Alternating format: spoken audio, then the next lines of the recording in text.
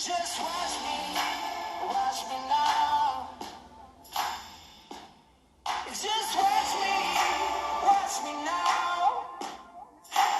Olá, uma pessoa tá aparecendo minha live aí pra alguém. Porque eu comecei agora há pouco ali, ela não ficou travada de novo. Eu pensei, não é possível, vai travar hoje de novo. Mas não vai. É uma questão de honra, esse negócio sai hoje, hein? Nem que o Instagram proíba, nós vamos fazer essa live de algum jeito. Tudo bem? Animados? Vamos dar um tempinho aí pra galera ir chegando. E aí começaremos. Quem aqui assistiu a live 1 do livro? Quem assistiu a live 1 do livro? Que era do capítulo 1, 2 e 3. Hoje a gente vai falar do capítulo 4, que é sobre dominância. Ele fez o capítulo inteirinho, hein? Inteirinho só disso. Deixa eu parar essa música aqui, que essa internet não tá muito boa. Ainda esse troço aqui vai fazer cair toda essa live aí, não pode. Então, a gente tem... São quantos capítulos no livro? Acho que são 9, deixa eu ver. Acho que são 9. Vamos ver aqui, cadê? 7, 8... 9. São 9 capítulos. E aí, mais o apêndice. Eu já mostrei pra vocês, né, que a capa desse livro é uma enganação, né? Ela é fake, ó. É papel. Ai, é tão bonitinha a capa. Quando chegou, eu pensei, que triste. É só enganação o papelzinho na frente aí. Mas tudo bem.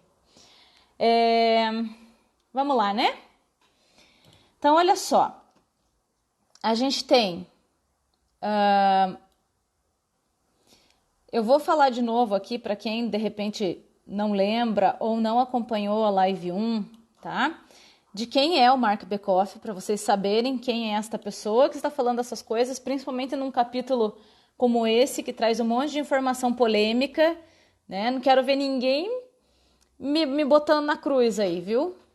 Aí, tô só transmitindo a mensagem do livro, mas para vocês saberem quem é a pessoa que está falando tudo isso e de onde essa pessoa tirou essas informações, tá? O Mark Bekoff, ele é PhD, ele é um professor emérito da Universidade de Colorado. Quem ganha esse título de professor emérito é quem contribui de forma muito significativa para a ciência, ou seja, fez pesquisas, fez algum tipo de descoberta, alguma coisa que tem um valor grande, tá? Para a comunidade científica. É membro da Animal Behavior Society, tá?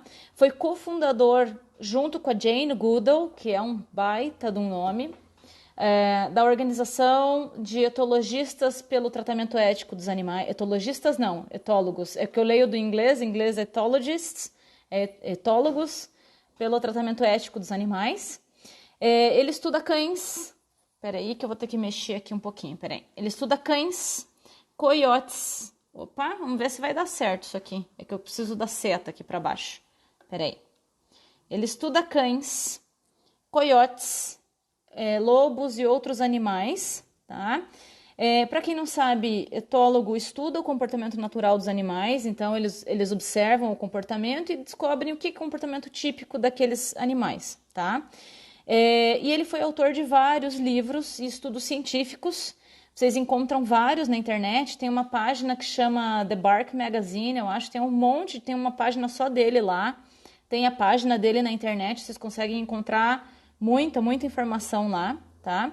E entre os livros mais importantes que ele escreveu, a gente tem A Vida Emocional dos Animais, que eu já li, recomendo, é muito bom. Inclusive, já recomendei aqui no perfil algumas vezes. Animals Matter, esse eu não li ainda. Canine Confidential e Unleashing Your Dog, tá? Ele observa a vida canina, estuda há 40 anos, só 40 anos, tá? E uma das especialidades dele é estudar o comportamento de brincar dos animais. Pontos importantes, muito importantes, antes da gente começar, tá? É um assunto polêmico, é um capítulo que vai falar coisas que a gente que está acostumado a estudar sobre adestramento positivo e tudo mais, num primeiro momento a gente vai parar e vai dizer, opa, peraí, como assim, tá? Mas são informações relevantes, só que eu preciso que vocês tenham muito claro o seguinte, isso é uma discussão sobre o livro, tá? Não substitui a leitura do livro, de forma alguma eu quero trazer aqui informação para vocês, para poupar de ler o livro, não. Isso é só uma pincelada, é só uma catada assim, ó, por cima de toda a informação que tem no livro. Então, se você fala inglês, leia o livro, tá?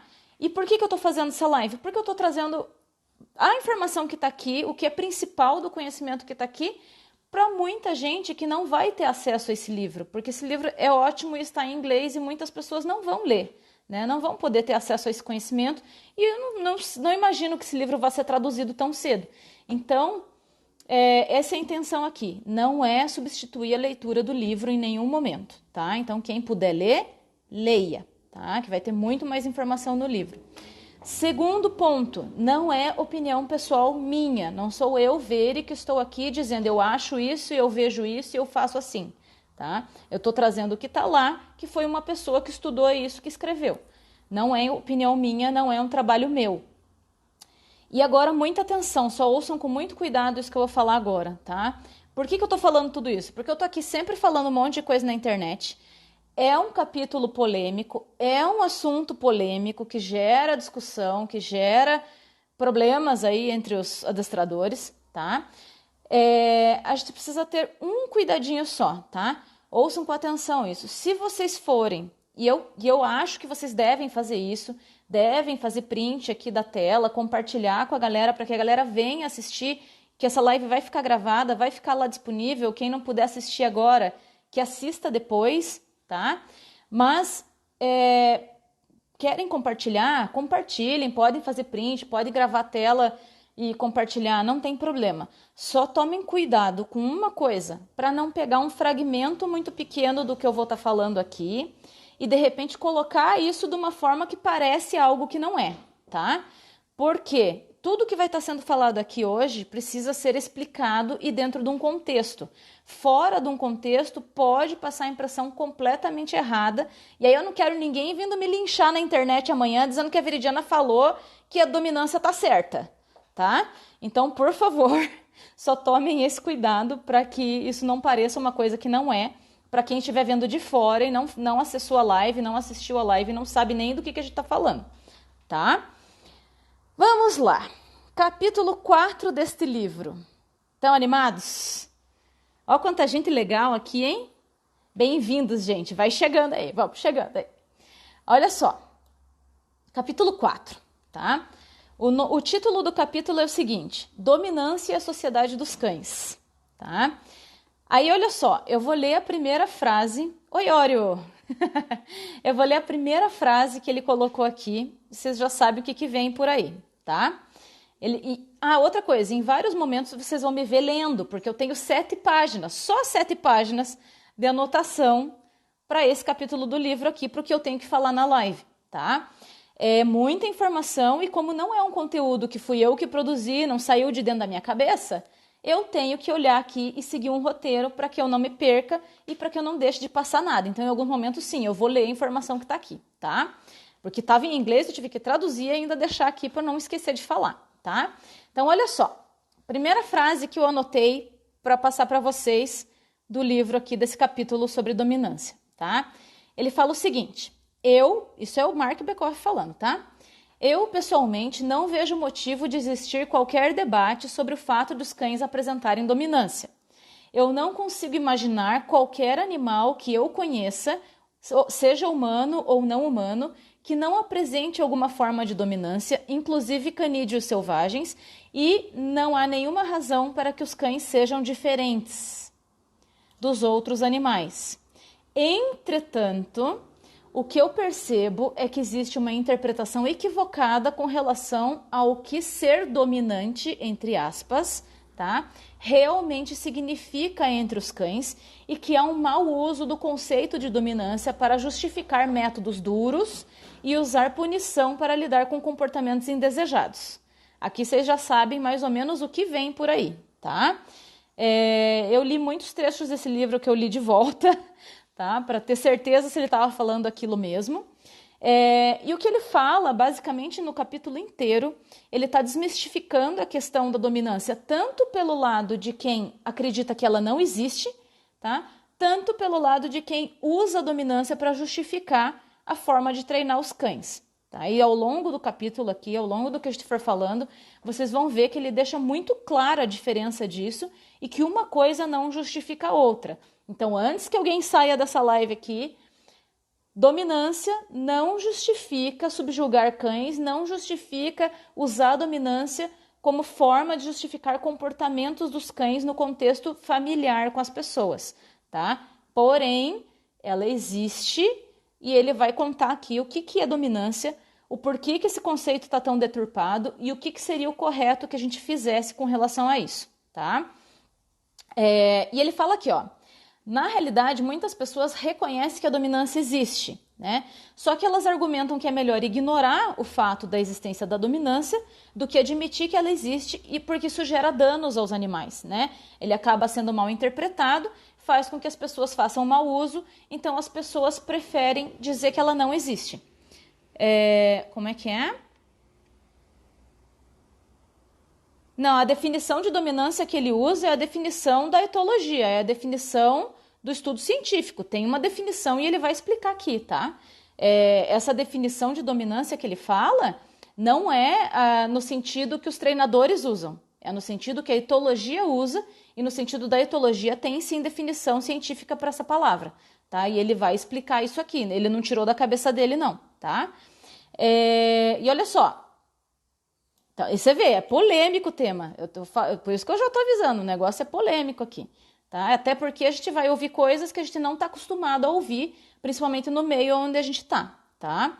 E por isso que tem que ter tanto cuidado para que não haja interpretação errada e para que as pessoas não saiam daqui justificando coisas que não fazem o menor sentido, tá? Olha só, cadê aqui, ó? Aí ele fala assim, que muitas pessoas acabam preferindo usar o argumento, né, de que a dominância não existe, porque elas sabem, apesar de saberem que existe, elas julgam que isso vai gerar tanto prejuízo para os cães que elas preferem negar, porque aí as pessoas não vão usar isso como justificativa, tá? E o que ele fala assim, o fato é que as pessoas elas fazem mau uso desse conceito, né? Achando então que se a dominância existe, então ok, dominar os cães para treinar. E isso não é verdade. Beleza? Até aqui, ok. Aí é o seguinte, deixa eu só achar minha seta aqui, que até minha seta sumiu aqui. O que ele fala aqui, ó. Oi, Elias, tudo bem? O que ele fala aqui, ó. Eu não vejo razão nenhuma para ignorar fatos. Ao invés disso, nós deveríamos nos dar conta do que nós sabemos e cuidadosamente distinguir entre como os cães se relacionam entre si e o como nós nos relacionamos com os cães, tá? E como nós os tratamos. Só porque os cães e outros animais formam relações de dominância não significa que nós devíamos dominá-los. Espera aí, vamos seguir, tá? Aí ele entra na questão, tem uma parte do capítulo que ele começa a falar sobre a hierarquia social dos cães, tá? Ele cita o John Bradshaw, que é o cara que escreveu o Cão Censo, né, para quem já leu, e ele fala que aponta estudos no livro do John Bradshaw com os colegas dele lá, que apontam que a dominância ela é com relação a relacionamentos, tá? Então, dominância, do ponto de vista que ele coloca aqui, não tem a ver com subjugar, não tem a ver com violência, não tem a ver com nada do que as pessoas usam para justificar essa palavra e a metodologia de treino que se baseia em dominância. Não tem absolutamente nada a ver com isso, tá? O que tem a ver no que ele fala aqui é na relação social entre os cães e seria mais uma... Se a gente fosse traduzir para um outro tipo de conceito, seria mais ou menos como uma liderança humana, no sentido que, assim, se a gente tem um grupo de pessoas, né? Dentro desse grupo vai ter uma pessoa que ela é mais responsável por influenciar o comportamento dos outros, né? Então, é isso que eles tratam como dominância, essa questão do relacionamento, e é entre a espécie canina e não com as pessoas. Não tem nada a ver o relacionamento que a gente tem com o cachorro e os comportamentos que eles apresentam com a dominância em si. É apenas uma situação onde um indivíduo influencia o comportamento dos outros indivíduos naquele grupo, tá? É isso que eles tratam como dominância no sentido científico da palavra e no que eles definem lá, tá? Ele até cita o David Mitch, que é quem trouxe esse conceito aí, e depois ele explicou tudo isso daí, todo esse conceito, e o porquê que estava sendo mal utilizado e tudo mais. E ele fala disso tudo no livro, tá? Aí ele fala assim, ó, deixe-me desfazer alguns mitos. O primeiro é o que diz que indivíduos dominantes procriam mais. Ele diz que não é verdade, tá? E de onde vem isso? De 40 anos estudando os animais, tá? Ele é um cientista, ele não é a veridiana que treina cães e tá aqui e vai falar com base na meia dúzia de cachorro que você treina todo dia. Não, ele está estudando o comportamento natural desses animais e é com base nesses 40 anos de estudo que ele está falando tudo isso, tá? E o que ele diz assim, ó, outro mito que ele diz que não é real, né? Obviamente é mito, de que os cães não formam grupos. Eu mesma já li estudos dizendo que os cães não formam grupos. Ele diz que isso não é verdade. Novamente, não sou eu falando, estou repetindo o que está no livro, tá? Aí o que ele fala aqui, ó, ele elenca, né, os tipos de relação entre os cães, tá? Aí ele coloca aqui, ó, que basicamente tem 3 tipos de hierarquia entre... Oh, meu Deus, tá pulando aqui o negócio. 3 tipos de hierarquia no relacionamento dos cães, tá? Uma delas seria o despotismo, a outra seria a hierarquia linear e a outra é a hierarquia não linear, tá? No despotismo, aí ele explica o que é cada uma delas. Aí ele fala que no despotismo, um indivíduo está acima de todos os outros indivíduos, não importa a situação. Então, esse indivíduo, ele está acima dos outros, ele influencia o comportamento dos outros, tá? Tem acesso à comida, tem acesso às coisas em primeiro lugar, né? Então, assim, ele está acima dos outros indivíduos e não existe diferenciação entre os demais. Então, por exemplo, o indivíduo A está acima do B, o B é igual ao C, que é igual ao D, que é igual ao E, ou seja, o A está acima de todos esses que são todos iguais entre si, tá? Se vocês não entenderem alguma coisa, vocês perguntam aí, que daí eu tento explicar e repito aqui, tá? Aí é o seguinte, na hierarquia linear, tá? Cada indivíduo vem abaixo do indivíduo que vem à sua frente e vem acima do indivíduo que sucede. Então, por exemplo, o indivíduo A está acima do indivíduo B, que está acima do indivíduo C, que está acima do indivíduo D, certo? Então, A acima de B, B acima de C, C acima de D, e assim por diante. Então, é uma escadinha. A gente tem uma linha aí a seguir na sucessão. Então, numa empresa lá você tem o diretor, você tem o gerente, você tem o funcionário lá da produção, por exemplo, tá? É uma hierarquia de comando. Então, dentro daquela estrutura existe uma hierarquia linear, tá? Na hierarquia não linear, então olha só, peraí, não existe um indivíduo que está acima dos demais, tá?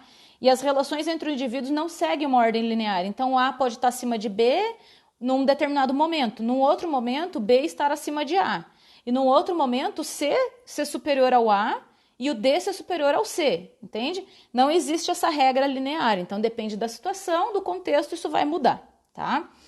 Aí ele comenta aqui que foram feitas algumas pesquisas ao longo do tempo aí detalhadas sobre esse assunto e elas sugerem que os cães constroem relações lineares, tá? Isso também vai contra muitas das coisas que a gente já leu por aí. Então, assim, e o legal da ciência é isso, porque você vai ler uma coisa hoje, e daqui a pouco vai sair um estudo que vai contestar aquilo, e daqui a pouco sai um estudo que contesta essa outra coisa. Então, por isso que a gente está sempre estudando, por isso que a gente não para de estudar. Se fosse assim, um conhecimento é supremo e agora a gente não precisa mais aprender nada, a gente não tinha por que ler livros, né? A gente poderia estar há 10 anos trabalhando com uma coisa e entender que a gente já sabe tudo sobre isso e não precisa mais estudar. Então, a ciência ela está sempre se renovando. Então, você sempre vai ouvir argumentações e contra-argumentações. Então, isso é normal, tá, gente? Então, olha só. Então, a gente tem aqui, ele cita, tá? Um livro da Jessica Heckman, tá? Que fala Understanding Canine Social Hierarchies, que fala sobre hierarquias, é um livro só sobre isso. Essa pessoa estuda isso há anos e escreveu esse livro, tá? E ele fala assim, fala sobre a experiência dele, que ele já viu essas relações de dominâncias em cães, tanto em cães cativos, ou seja, cães domésticos, cães que vivem em um ambiente controlado, quanto em cães livres, tá? Que são esses cães que vivem aí, os errantes, né? Cães de ambiente onde não existe o controle humano tão grande, tá? E assim como outros pesquisadores também já notaram a mesma coisa. Então, tanto que ele cita essa Jéssica, cita o John Bradshaw, cita um monte de outros pesquisadores ao longo do livro, tá? E da mesma forma que essas relações, ele fala, né, podem ser estáveis, elas podem se rearranjar ao longo do tempo, mas, porém, depois de um certo tempo, elas voltam a formar uma hierarquia linear. Então, por mais que elas se desorganizem por um tempo, dentro desse decorrer dos fatos, aí elas voltam a se estruturar de forma linear, tá? E o que ele fala é que em grupos, a partir de 3 cães, eles já podem formar essa hierarquia linear, tá? Aí ele entra aqui e ele fala o seguinte, que esse tipo de estabilidade para os cães é boa, porque ajuda que os relacionamentos corram bem, tá? Ele ajuda que os cães se deem bem, de acordo com o que ele vem pesquisando e vem estudando ao longo do tempo, tá? Uma das possíveis razões, né, pela qual as pessoas interpretam mal o conceito de dominância, que ele diz, ou afirmam que ela não existe, pode ser porque os cães dominantes são muito raramente agem de forma excessivamente agressiva e as demonstrações de dominância são muito sutis, tá? Ao invés de combativas.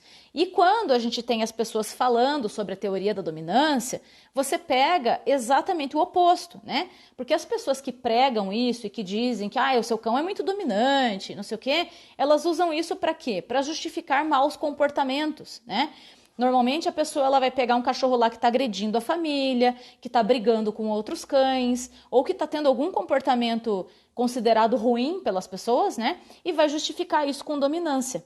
E no conceito que ele usa, que não tem absolutamente nada a ver com isso, ele diz que pode ser isso também o fato das pessoas negarem a existência do conceito. Por quê?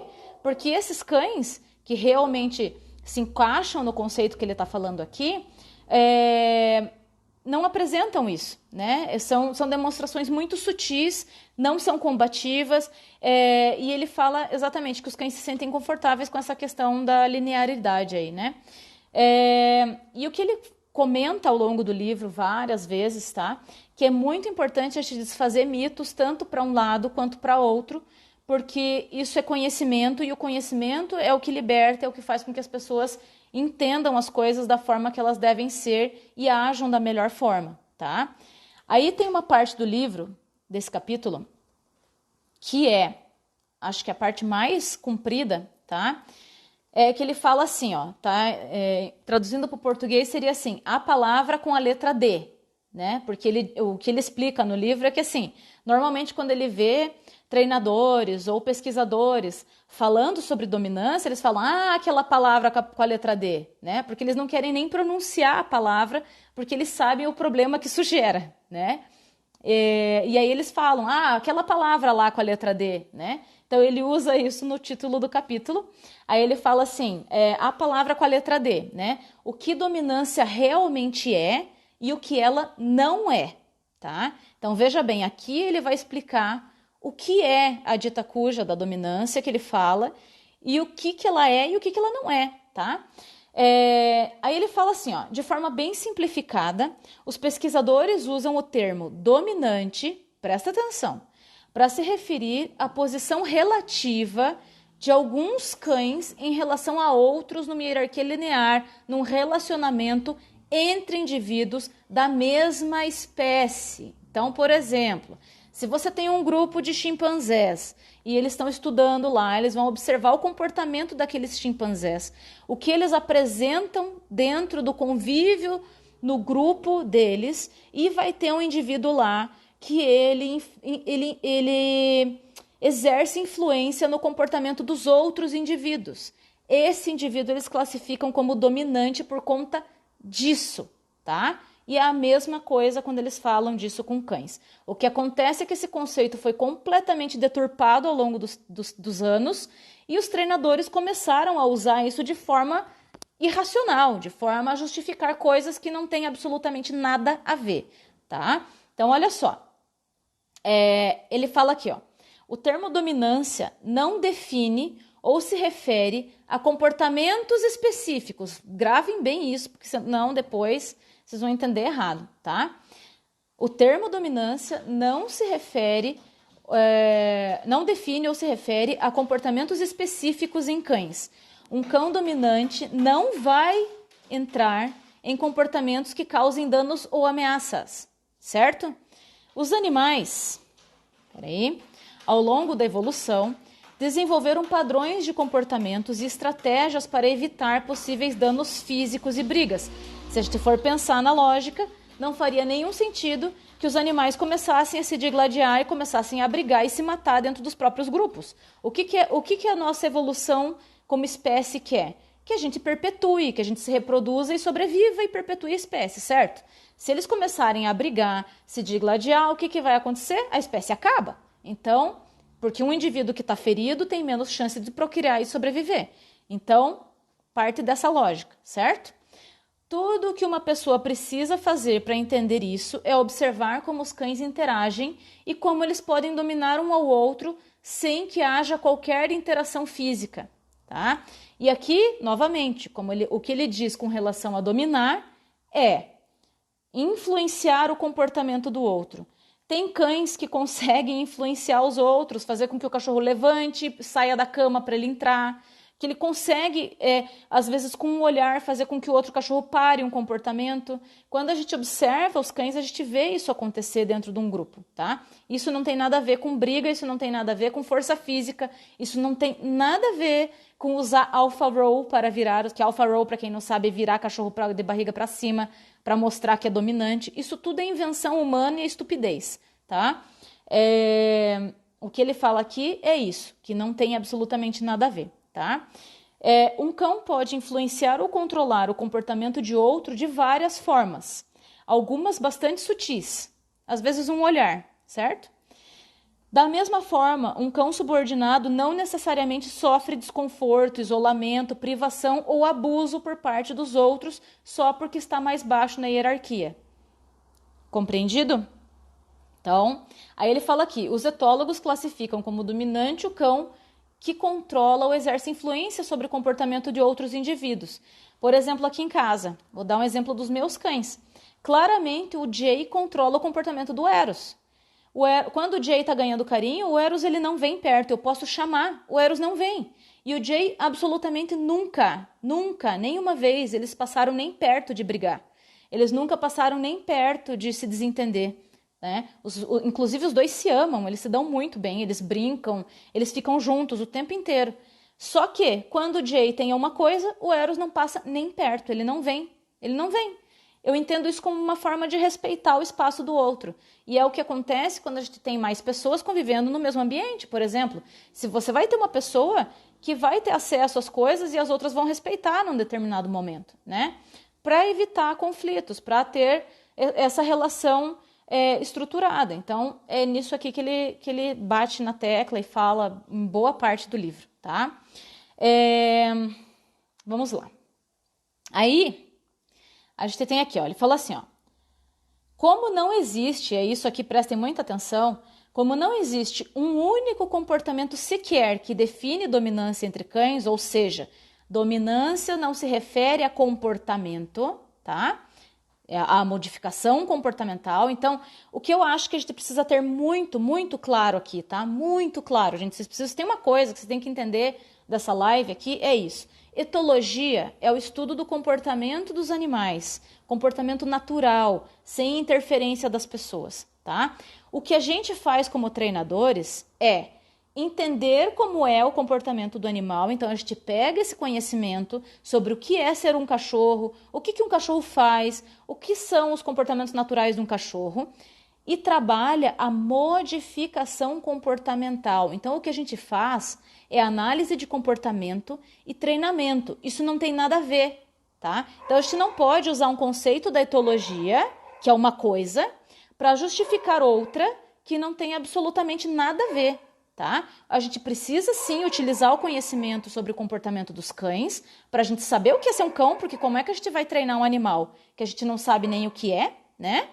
E nem o que esse animal faz e nem do que ele precisa, então a gente precisa ter esse conhecimento, mas o que a gente faz não pode ser justificado com conceitos de uma área que não tem nada a ver, tá? Então isso é muito importante entender. Deixa eu ver aqui quem está falando aqui. Exatamente, ó, o que a Marcela falou aqui, né? Evita o conflito porque sabe que o outro valoriza mais aquilo naquele momento. Pois é, e aí ele respeita, tá? E é isso que a etologia classifica ali, né? Como sendo... Opa, o que eu fiz aqui? Apertei um negócio que não deve. Que mais? Porque conscientemente o cão que exerce isso procura influenciar o comportamento do outro. Não tenho certeza se eu entendi sua pergunta. Me explique melhor ali, que aí eu consigo ver se eu posso explicar, porque eu estou falando do que está lá no livro, né? Eu não sei se eu vou saber te explicar isso, mas explica isso de uma outra forma para eu entender melhor. Então, olha só. E aí a gente tem que diferenciar isso do aprendizado, né? Aprendizado é uma coisa... Então, assim, são coisas que se encaixam, é um quebra-cabeça que a gente monta que se encaixa, mas a gente precisa saber diferenciar as coisas, tá? Aí assim, ó, ele fala aqui, cadê? Então ele fala assim, ó, como não existe um único comportamento sequer que define dominância entre cães, porque ela não é sobre modificação comportamental, tá? Gente, não liguem aqui porque tá passando coisa aqui na frente, meus cachorros estão sem poder passear esses dias, fazendo atividade e tudo, mas eles estão um pouco mais agitados que o normal, tá? Só ignorem os latidos. Aí olha só.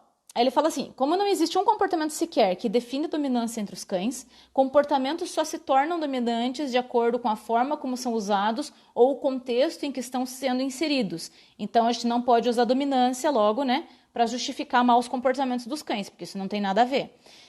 Um cão pode fazer algo em determinado contexto e não será uma expressão de dominância, mas em outro contexto, ou seja, se isso exerce influência sobre aquele outro indivíduo, poderia ser. Tá? É contextual, é essencial levar em consideração a relação existente entre os indivíduos envolvidos, porque ela é sobre relacionamentos. Então, você não pode dizer que um cachorro que é dominante num contexto é dominante, pronto, isso é uma característica dele. Não, porque num outro contexto ele pode não ser, tá? Então, isso tem a ver com o contexto e tem a ver com a relação dos indivíduos. Inclusive, no livro, ele fala bastante sobre a dificuldade de estudar isso e de que quem estuda esse tipo de coisa precisa observar esse grupo por muito tempo, que não é algo que pode ser observado assim, bati o olho num grupo e aí agora eu posso dizer que aquele cão ali é dominante e tá, beleza, resolvido, tá? O que ele diz é que esses grupos eles precisam ser estudados ao longo do tempo para entender qual é a relação desses indivíduos, em que contextos isso acontece, para poder dizer se com certeza alguma coisa. Do contrário, num curto espaço de tempo, você não pode tirar conclusão nenhuma. Ele fala isso no livro, tá? E ele fala que essas interações elas podem ser bastante raras também, mas elas existem. O que ele critica não é que isso acontece ao longo todo o tempo, ou em todo momento, mas que as pessoas negam a existência e que ela existe, então ela não pode ser negada, tá? Então, por isso, ele fala, novamente, é muito importante passar tempo observando a relação dos cães. E uma crítica que ele faz, inclusive a nós treinadores, desde o primeiro capítulo do livro, tá? Ele passa uma boa parte do tempo falando sobre isso, é que a gente observa pouco os cães fora do nosso contexto de treinamento. Que a gente... isso não deixa de ser verdade, né? Porque a gente está acostumado a exercer influência, o nosso trabalho basicamente é exercer influência sobre o comportamento dos cães e aprender como a gente pode modificar. Mas pouco tempo a gente passa observando os cães de forma livre, de forma natural, para que a gente possa tirar conclusões sobre o comportamento deles e aprender sobre o comportamento deles de uma forma geral. Vamos ver aqui, ó. Essa liderança muda com o tempo, por exemplo.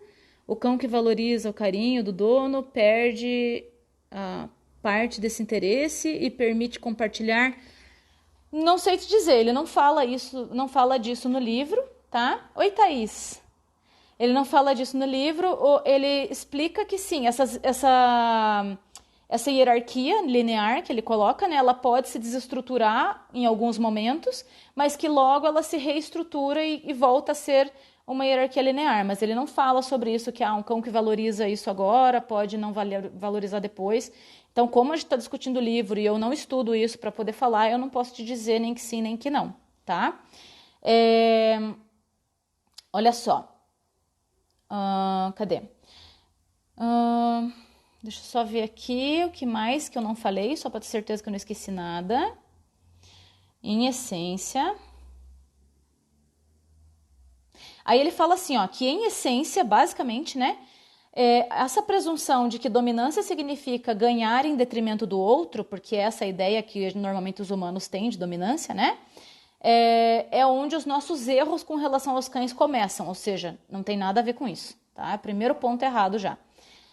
E aí, novamente, ele coloca assim, ó. Aí aqui ele faz uma crítica aos etólogos, tá?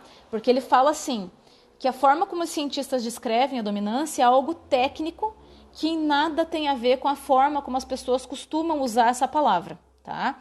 E que as pessoas normalmente usam com o sentido de que quem é dominante ganha e quem não é perde, e como se fosse uma competição, e não tem nada a ver, tá? E que normalmente as pessoas que dizem que o seu cão é dominante, elas estão envolvidas numa batalha por poder com o próprio cachorro, né? E que essas pessoas não devem estar raciocinando bem para fazer isso, porque não faz sentido você estar travando uma batalha com o próprio cachorro, tá? Aí ele dá um exemplo de um pastor alemão filhote, inclusive aqui nesse momento ele critica os etólogos, porque ele fala que eles deveriam explicar melhor o que é esse conceito de dominância, porque muitos treinadores se utilizam do que alguns etólogos falam para justificar métodos de treino aversivos e que infligem dor e sofrimento aos animais, e que isso se dá muito porque esses profissionais, esses cientistas, não deixam claro a diferença entre o que é o conceito de dominância que eles usam e não diferenciam isso do que as pessoas usam nos treinos. Então, muitos adestradores, treinadores, utilizam-se de estudos científicos para dizer, olha aqui, ó, a dominância existe, por isso que essa live é importante, por isso que eu quis falar disso, porque assim, deixar claro a diferença, e por isso que a gente não pode negar, porque quando a gente nega a existência de uma coisa que existe, né? E que aí a gente dá margem para dizerem, não, mas é mentira, estão mentindo que não existe, porque está aqui um estudo ó, que comprova, né? E o que eles falam é que esses etólogos não estão fazendo um favor para os cães, acabam prejudicando os cães, porque acaba sendo mal utilizado, e esses treinadores também não estão fazendo uso da ciência. O que eles estão fazendo é deturpar a ciência em prol de justificar atos de violência e de maus tratos com os animais. Então, olha só, né? Aí, olha só, as pessoas que normalmente... aqui eu já falei, tá. Aí ele deu um exemplo de um pastor, isso é um exemplo assim que tomou, acho que umas 2, 3 páginas do livro ali, que ele falou de uma amiga dele, que dizia que ela tinha um filhote de pastor alemão, e esse filhote de pastor alemão queria muito conhecer as pessoas. Então esse cachorro tinha uns 5, 6 meses, ele queria muito conhecer as pessoas, então ele ficava frustrado quando ele era impedido, ele não podia chegar e ter acesso às pessoas, ou pulava nelas. E essa amiga, baseada em teorias completamente erradas sobre treinamento, ela justificava que esse cachorro era muito dominante, né? E aí o que ela fazia? Porque, teoricamente, de acordo com o que ela viu, se o cachorro é muito dominante, então isso justifica o uso de força com o cachorro, certo? E aí o que essa pessoa começou a fazer? punia o cachorro cada vez que o cachorro via uma pessoa e demonstrava uma reação. Então ela dava tranco, ela brigava com o cachorro, ela punia o cachorro quando o cachorro pulava. Só que no fundo, o que aquele cachorro queria? Queria dar oi para as pessoas, ele não queria fazer nada para ninguém, né? Ele só não sabia como. Então, ao invés de educar o cachorro e explicar, ensinar para ele como ele deveria fazer para interagir com as pessoas, o que ela fez, baseado numa teoria errada? Ela foi lá e começou a punir o cão. O que aconteceu com o tempo? Esse cão começou realmente a agredir, realmente ter comportamentos ruins, porque associou isso com o que ele estava aprendendo dela e não com o fato de ser dominante. Então, esse cão, ele começou a aprender que pessoas não são legais, porque cada vez que ele vê pessoa, ele toma um tranco, ele toma um xingão, ele é punido, ele tem um aversivo, tem algo que causa desconforto, né? Então, o que ele começou a associar? Que pessoas não são legais. Então, quando ele vê uma pessoa, ele precisa se defender, ele precisa fazer alguma coisa para essa pessoa ir embora, né? Então, ali ele fala exatamente sobre o que os danos que essa má interpretação desse conceito, né, podem gerar. E aí ele cita uma frase que eu vou ler para vocês, porque eu acho que ela está bem estruturada, da doutora Karen Overall, que é uma veterinária famosa lá nos Estados Unidos, né? Ela fala assim, ó, não há justificativa alguma para o conselho mais devastador dado a pessoas com cães que apresentam problemas comportamentais, de que elas devem dominar os seus cães e mostrar a eles quem manda, tá? O conceito de dominância não é válido e nem sequer útil nas nossas relações com os nossos cães. A sua aplicação encoraja comportamentos por parte dos humanos que podem levar a riscos mortais para os humanos e para os cães. Porque lá nos Estados Unidos, por exemplo, um cão como esse que agride uma pessoa pode ser eutanasiado, né? E um cão, por exemplo, com um potencial grande pode matar uma pessoa, né? Então é risco para os dois lados, pode machucar a pessoa. Então, assim, ela cita que é o conselho mais devastador que alguém pode dar para um cão, que vai acabar com a vida desse cão, acabar com a vida das pessoas, e por isso que é tão importante entender o que é esse conceito, porque a gente não pode negar que existe uma coisa que existe, mas que está sendo usada de uma área que não tem nada a ver para justificar outra que não tem nada a ver. Então, modificação comportamental é uma coisa, etologia é outra, elas andam juntas porque a gente precisa entender do comportamento do cão, a gente não pode dizer, não, etologia não serve para nada. Gente, como não? As pessoas estudam o comportamento dos animais, né? Se a gente trabalha com cão, a gente precisa saber como é que a gente tira a informação, por exemplo, de que os cães são mais olfativos e que eles precisam farejar, porque farejar, destroçar, roer são comportamentos naturais. Vem da etologia, de alguém que está lá estudando o comportamento dos animais no ambiente natural e que pode dizer pra gente, olha, os cães farejam, os cães roem, os cães destroçam, viu? Isso é um comportamento natural. E aí a gente pode dizer, bom, se isso é um comportamento natural, então eu preciso dar para ele opção de ele poder apresentar esse comportamento natural no ambiente artificial para que ele tenha bem-estar e logo ele não apresente tantos problemas de comportamento. Isso vai facilitar o meu trabalho de modificação comportamental, porque eu não posso fazer com que um indivíduo sob estresse tenha um comportamento perfeito, correto? Então, assim, a gente tem que parar de fazer guerra entre uma área e outra e começar a entender as coisas como elas são, ter a maturidade de entender o que é um conceito e que o fato desse conceito existir não quer dizer que a gente pode usar esse conceito para justificar outras coisas, certo? Então, é isso que ele fala muito no livro, fala muito, muito, muito mesmo, a todo momento ele fala isso, tá? E eu concordo. Então, olha só, que aqui agora o que eu expressei foi minha opinião pessoal. Aí ele cita a Linda Mitchells, acho que vocês devem conhecer a Linda Mitchells, que é quem criou a pirâmide. Ela pegou a pirâmide de Maslow, que trata das necessidades básicas humanas, né? E ela adaptou para os cães. Então, ela fez a pirâmide das necessidades caninas, e onde o treino livre de força, gentileza e cuidado constam como formas efetivas de treinar, de ensinar aos cães como coexistir de forma pacífica e harmoniosa com os humanos. Porque também entra outra coisa. Se a gente escolhe levar um animal para nossa casa, não faz nenhum sentido que a gente fique tratando esse animal de uma forma que gere danos, gere prejuízo, gere sofrimento para ele, né? Quem tem que aprender também como lidar e como conviver com esse animal que foi escolha nossa trazer para nossa casa, somos nós, né? E nós, como treinadores de cães, temos obrigação de estudar e aprender sobre isso para não orientar mal as pessoas, né? Porque nós somos responsáveis pelo que as pessoas fazem com seus cães também. Então, olha só. Aí ele fala aqui, ó, até pus em negrito aqui, que é para não esquecer, que eu acho que isso aqui é importante, você não tinha colocado em negrito, né? Aí ele fala assim, ó, a principal razão pela qual dominância se tornou um tópico tão controverso é justamente pelo seu mau uso no treinamento de cães. Fomos nós, treinadores, que ferramos o conceito de dominância, que até então não tinha nenhum problema. Mas daí a gente começou a usar de forma errada. E aí ferrou tudo. Aí assim, ó, ele fala assim, ó, enquanto alguns treinadores vão dizer que, já que os cães apresentam dominância, então os humanos devem dominá-los, né?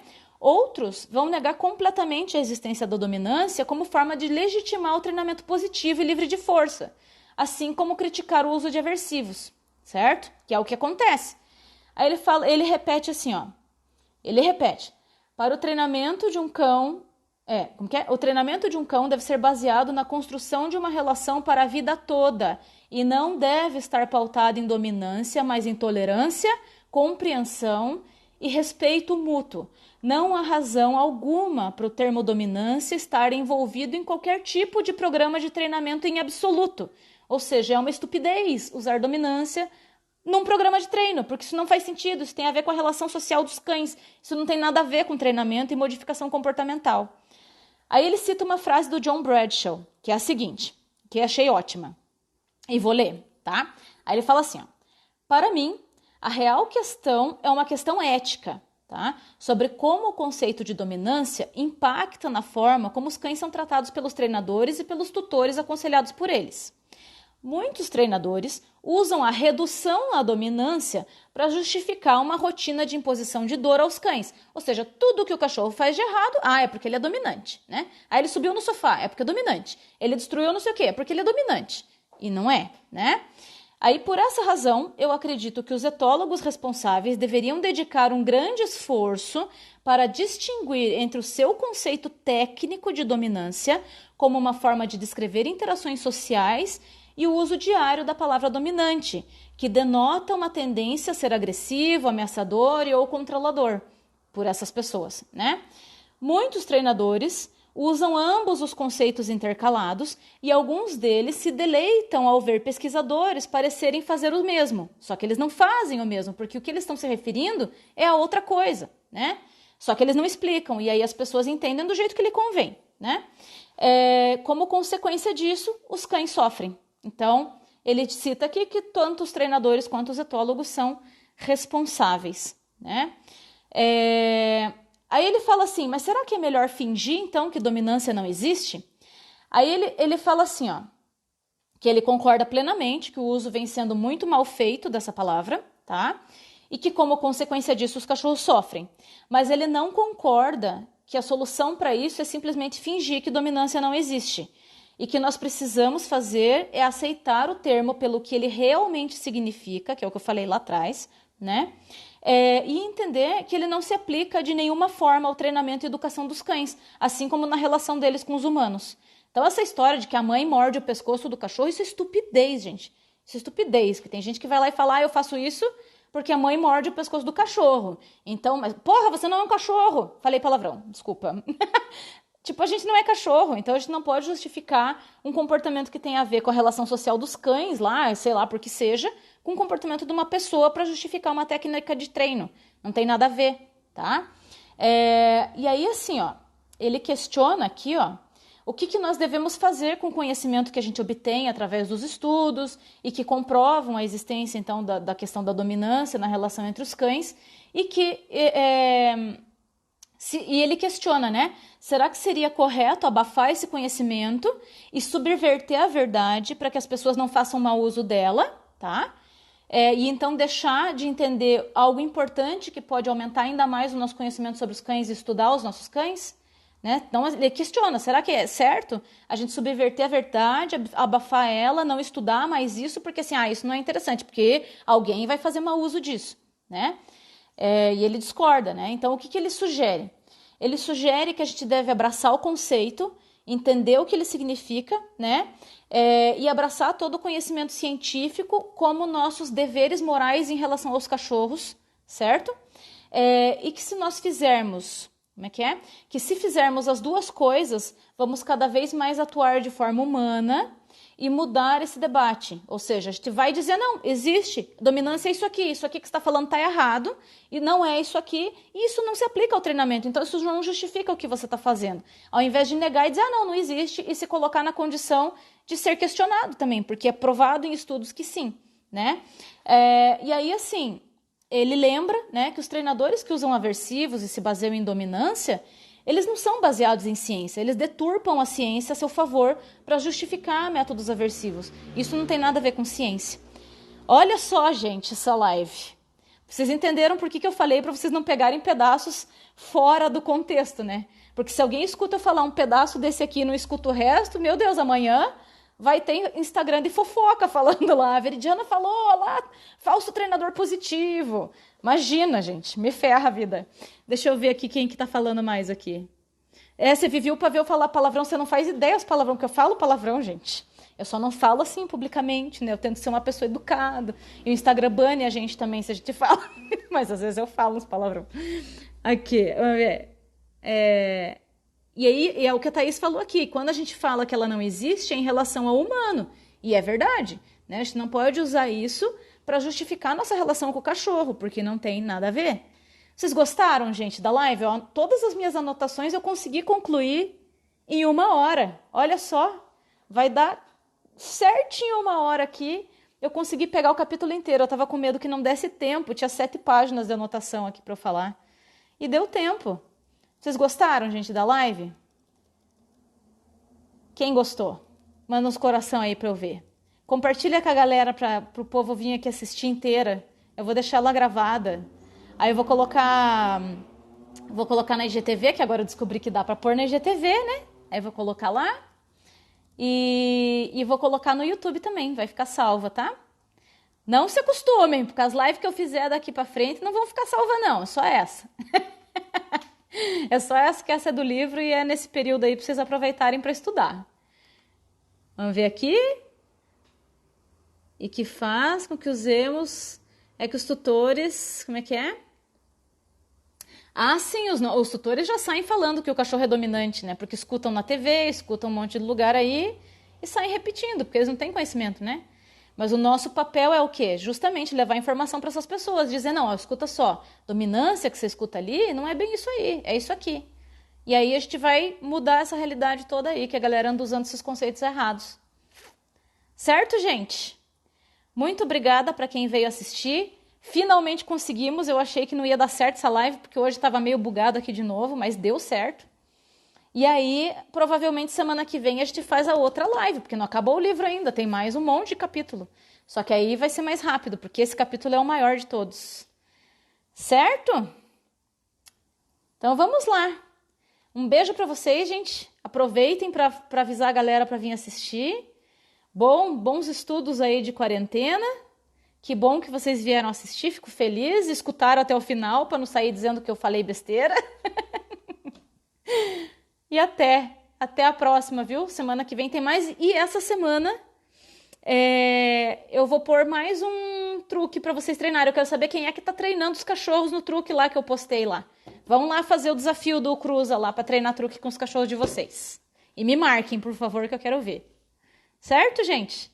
Um beijo para todo mundo, ó. Até!